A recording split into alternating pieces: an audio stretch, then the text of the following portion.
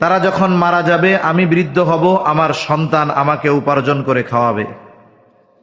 এই দৃষ্টিকোণ থেকে অনেক মানুষ সন্তানকে শুধুমাত্র দুনিয়ায় এটিএম বুথের মতো মনে করে, যে জীবন পরিচালনার এক চক্র এরকম, আমি বুড়া হব, আমার ছেলেরা উপার্জন করে খাওয়াবে, তারা বুড়া হবে, তার ছেলেরা উপার্জন করে খাওয়াবে।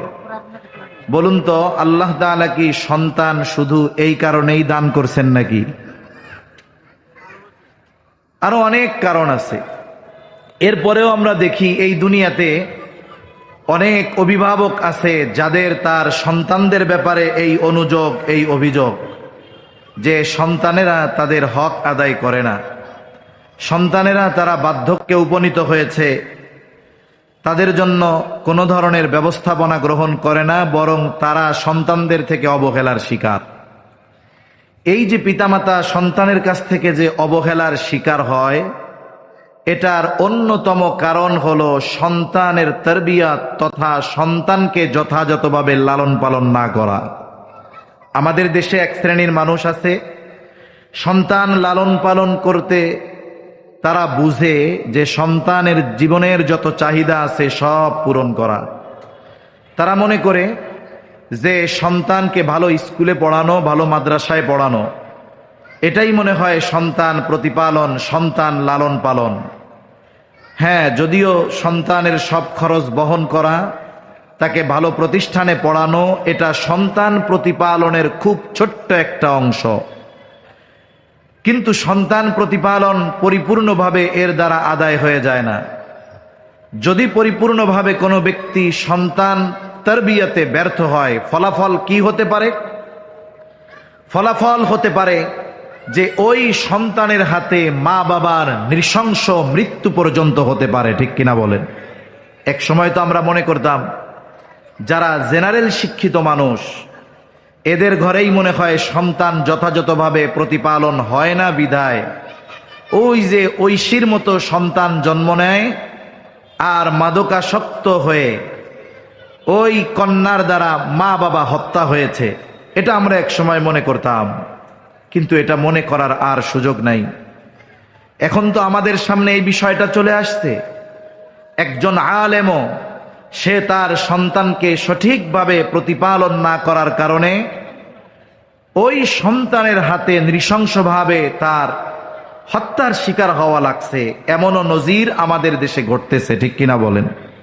এজন্য কোনো পিতা চায় না, হোক সে আলেম হোক সে গায়রে আলেম, যে সে তার সন্তানের দ্বারা কোনো ধরনের খারাপ আচরণের শিকার হবে, এটা কোনো অভিভাবক কশ্চিনকালেও আশা করে না। এখন আমরাও যদি এই আশা করি যে আমাদের সন্তান ভালো হবে, আমাদের সাথে সদাচরণ করবে, ভালো ব্যবহার করবে, তাহলে আমাদেরকে ইসলামের আলোকে সন্তান লালন পালনের যেই পদ্ধতি ইসলাম শিখিয়ে দিয়েছে, এই পদ্ধতিতে সন্তান প্রতিপালন করতে হবে। তাহলে আশা করা যায় এই সন্তানেরাই আগামী প্রজন্ম, কারণ জাতি গঠনের জন্য ব্যক্তি দরকার। এখন এই ব্যক্তিগুলো যদি পরিপূর্ণভাবে মনুষ্যত্বহীন হয়, তাহলে ওই জাতি পশুর চাইতেও নিকৃষ্ট হবে।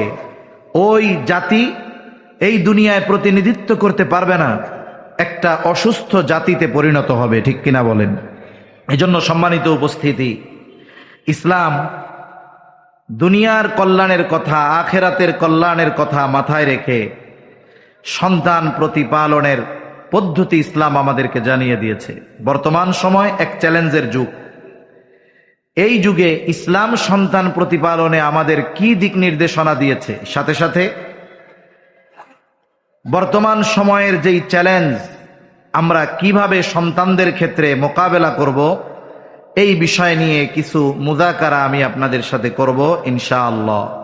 কারণ একটা ব্যক্তির যদি অঢেল সম্পদ থাকে, তার সন্তান যদি মাদকাসক্ত হয়, ওই অঢেল সম্পদ তাকে শান্তি দিতে পারে না। আর এক ব্যক্তির জাগতিক সম্পদ নাই, কিন্তু তার দুইটা সুসন্তান আছে।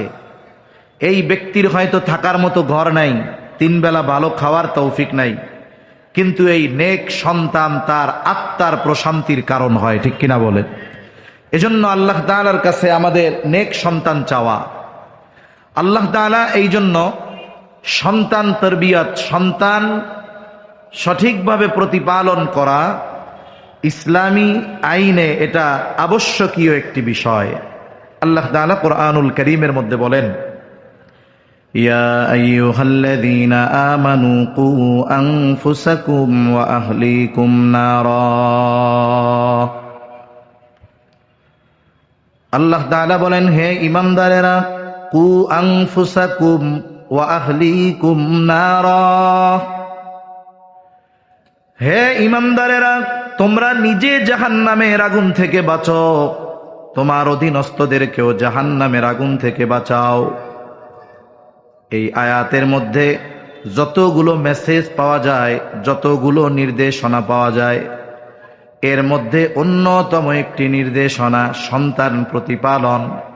ঈমানদারদেরকে উদ্দেশ্য করে আল্লাহ তাআলা বলেন, হে ঈমানদারেরা, নিজে জাহান্নামের আগুন থেকে বাঁচো, অধীনস্থদেরকে জাহান্নামের আগুন থেকে বাঁচাও।